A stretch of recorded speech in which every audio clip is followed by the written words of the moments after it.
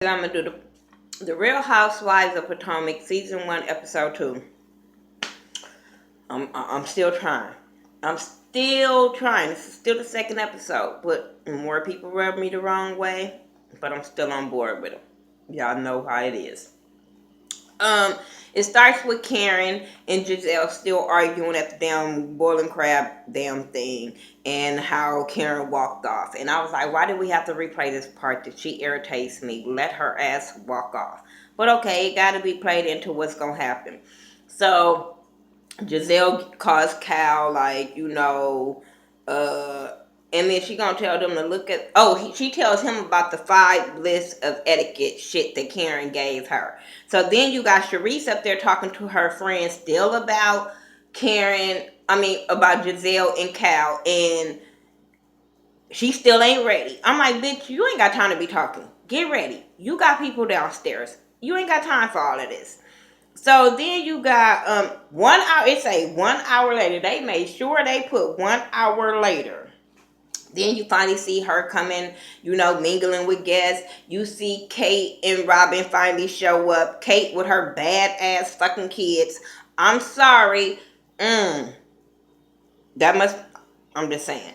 That must be the white side in Kate. Because them kids would have got their ass tapped. We at a party. You behave yourself. You act like them kids was irritating the fuck out of me. I know they was irritating Robin too.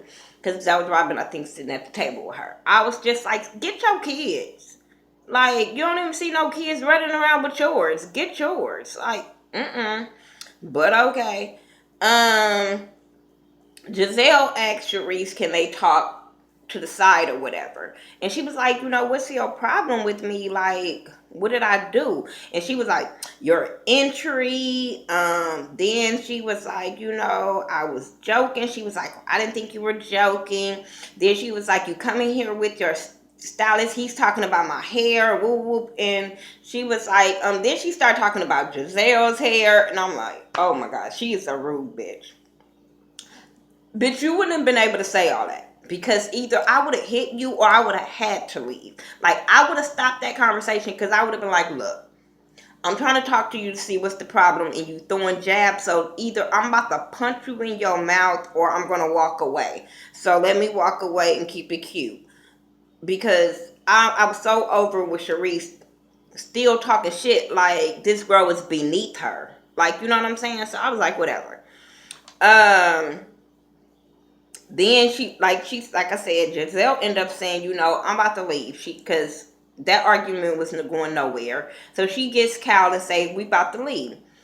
Karen walks up and says something about it's so beneath you or something. And Cal says something to Karen like something about don't come over here or don't come for her with that or some shit. He said to her. He pops off on her. She was like, security, security. He was like, you are security. And he puts his arm up and she took it as a threat. I'm like, you talking all this shit to him, talking about he the help and all this, but you feel threatened? You didn't feel threatened enough to talk shit to this dude. I don't give a fuck if, I can say what I want to say and the man better not hit me. Bitch, come on. Like, oh my God. She irritated the fuck out of me. They end up leaving. Okay, whatever. That was the end of the party that we needed to see. But I didn't like, I think it was Karen was saying, you lead a hood in a hood or something like that. I'm like, bitch, you should have stayed on the farm. I'm just saying. You acting like a pig, a donkey, or something. Stay your ass on the farm.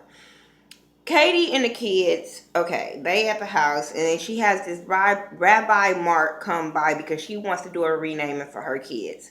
She's Jewish or whatever, so she wants to do a renaming for her kids.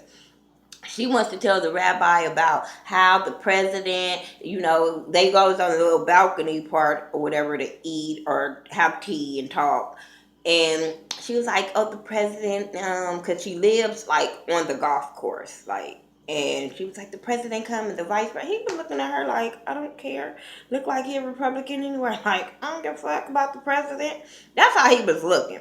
So then he kind of tests her about the whole little Jewish thing and what she know. Have she been lighting candles? Have she been praying? Have she been speaking Hebrew? She ain't done none of that shit. She just want to rename her damn kids because that's a part of the damn Jewish culture. But all that other shit, she don't want to follow behind. She just want to say she a Jew.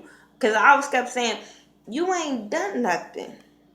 So why are you involving your kids in some shit you don't follow? I don't know. Karen and Ray, they at the house because they waiting on Auntie Dot. And she telling him, we ain't got the right tea. And I'm sitting there like, oh, here we go with this bougie shit. Now he got to get the right tea. Last week he had to get the right wine out the thing. Now he got to get a tea. She just be treating this man like a fucking punk. So then you got Aunt Dot, and Dot is the type of person I was cracking up watching Forrest Rock's video when she was talking about Dot. I fell out. If y'all have not watched her review for this show, please go watch it and watch what she say about Auntie Dot. I don't want to repeat it, but I fell out because I felt her. But yeah, she gotta taste the tea and make sure the tea is hot enough. If the tea ain't hot, I'm like, bitch, I would have been like, go make your own tea. Stand on the thing, lean on a chair. I don't know, but bitch, if it ain't to your liking, you either go put it in a microwave or make your own. But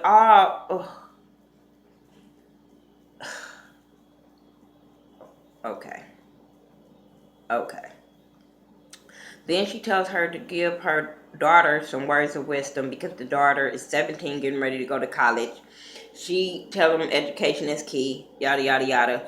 Karen tells her to do something that's going to make her some money because she ain't got time for broke bitches, basically. Katie and Giselle go to this sipping socialite event, and that's where we meet I guess this is going to be the last person. I don't know. A new person named Ashley. Ashley was a bit much. I get her. She had fun. She was drinking. She was having fun. But she kind of rubbed Giselle the wrong way when she first sat down with Giselle and told Giselle, I know you from somewhere. Where do I know you from? And I'm sitting there like, oh shit, this ain't gonna be cute. You don't just be like, I know you from somewhere. Like, bitch, where you know me from? Because I want to know now. Especially when we don't kick it around each other, don't live in the same city. Bitch, where you know me from? Do you know my ex-husband? Did you fuck him? I don't know. I'm just saying, he was a hoe. And she like older men. I'm just saying. So we find out she's 26. She's married to a white guy that's 55. Giselle was questioning the shit out of her. And while Giselle was questioning her, Robin was like, this typical Giselle to act like this around a younger girl, a young pretty girl. And I said, please, Giselle, don't be insecure like this. No, it's not a good look for you to be insecure on a younger one because you're going to still be pretty. Like, it's not, I don't like women to just down other women because they're young and pretty. Like, bitch can still be dumb. You might have one up on her on that part. She might still be dumb. I don't know. But she was smart enough to marry a fucking old white man. I'm just saying. But she's talking or whatever. They're having a really good time, and some they start talking biracial and who's mixed, who's not mixed. I didn't give a fuck. But Ashley turned around and said something to a guy behind her, and immediately Giselle started calling her thought and thottish and all that. And I'm like, bitch, she ain't over there twerking on this man or nothing like that, hugged all up, and you don't see her in a corner with somebody. Why is she a thought? But okay, whatever. And I didn't even know that Ashley heard her, but okay. But then when she started humping on Robin, I was like, yeah, bitch, you're a little too much, because mm-mm. Now, me and my girls will twerk on each other at the club, but twerking and humping is a whole different situation. Cause she was like this type shit. It wasn't no booty popping. No, no, mm. I don't want you to hump on my leg like a dog. That's how she was just humping, and she was humping like the side of her. So I don't know.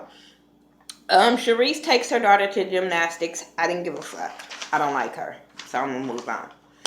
Ashley and her husband, that's when we find out who he is. He's into real estate. They're talking about opening a restaurant, Australian with American food. Okay, she grew up broke, had eviction notices. Now she married to a white man. Okay, she tell him about the ladies and how Giselle called her a thought and all that kind of stuff. Um, Katie did renaming service for the girls. The rabbi comes, the guests arrive, Robin comes, Giselle arrive all hella late, talking about thought we was on CP time. I'm like, girl, this ain't your party to be on CTP time. You don't know how other people act. Because I'm a stickler for time. I want shit to start on time. I'd rather be on time. All of that kind of stuff. So, mm-mm. And I'm colored people. So, no, boo-boo. I don't like people to use that CP shit as an excuse of them being late. Then she came and she was rude to me. I mean, I like Giselle. She was so fucking rude. Just because you don't know about a person's culture or religion or something like that, all that shit she was doing, wasn't here for. All about the whole chicken and mm-mm. Then after the whole service, oh, when they did the renaming, let me tell you, Andrew, he don't want you, Katie. And if he do want you, he don't want you that bad. He don't want you and them damn kids as a commitment. I don't know why you trying to push this on this man, but girl, boo.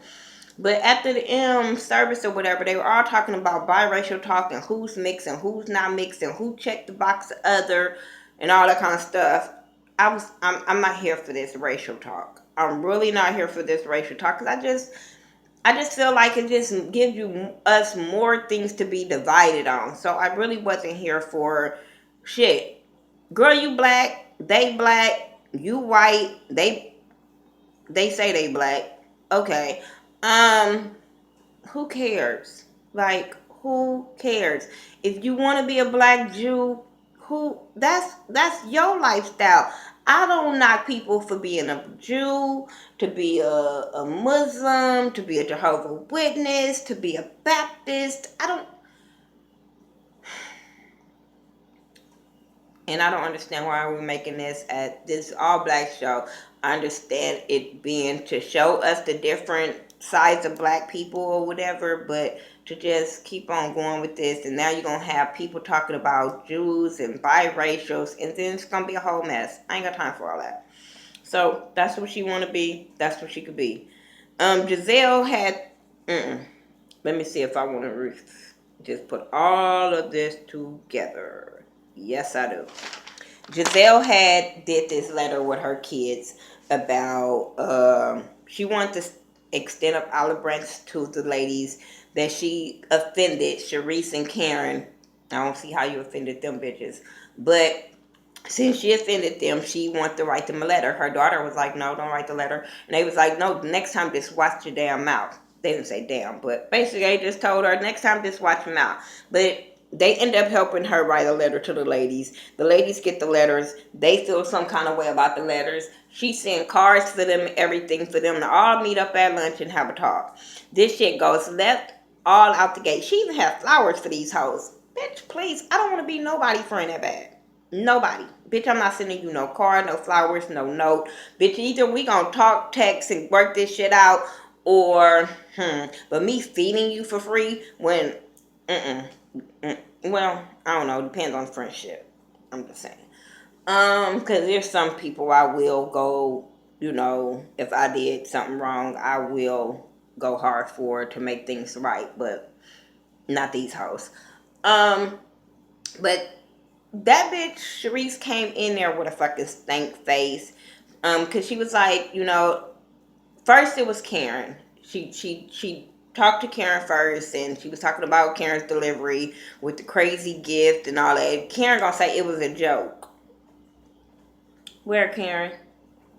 When she confronted you just now? Because the whole time you ain't said that was no fucking joke. You've been talking about her etiquette the whole damn time. Then they talked about the letters and all that kind of stuff. And then Sharice, it was like, Sharice said, what's the point of this? And I'm like, she was like, first get some water, because y'all get Sour Patch faces. And I was like, yeah, they do. But then when it came to Sharice, she was like, I just don't understand why you mad at me. And Sharice was like, the way you came in with your friend, y'all was amped up. And she called something about a Tyler Perry play. And I'm like, then they got on Cal doing her hair, and she was like, "No, I didn't." Giselle was like, "Yes, you did." She was like, "No, I didn't." "Yes, you did." I'm like, "Oh my God, hurry up and do the playback so we can see." Yes, she did. Oh God, like she didn't basically say, "I need you to do my hair," but she did agree to him doing her hair when he said something about her hair. Then Karen said something about him threatening her to kick her ass. I said, "Bitch, please." And Giselle stuck up for her friend and was saying he's a known hairstylist. A lot of people sought seek for him and all this kind of stuff. Then they started talking about Sharice was just giving attitude. I just was want to push the bitch. She kept giving attitude. Giselle was like, "Bitch, you don't have to eat. You ain't gotta sit here. You can go."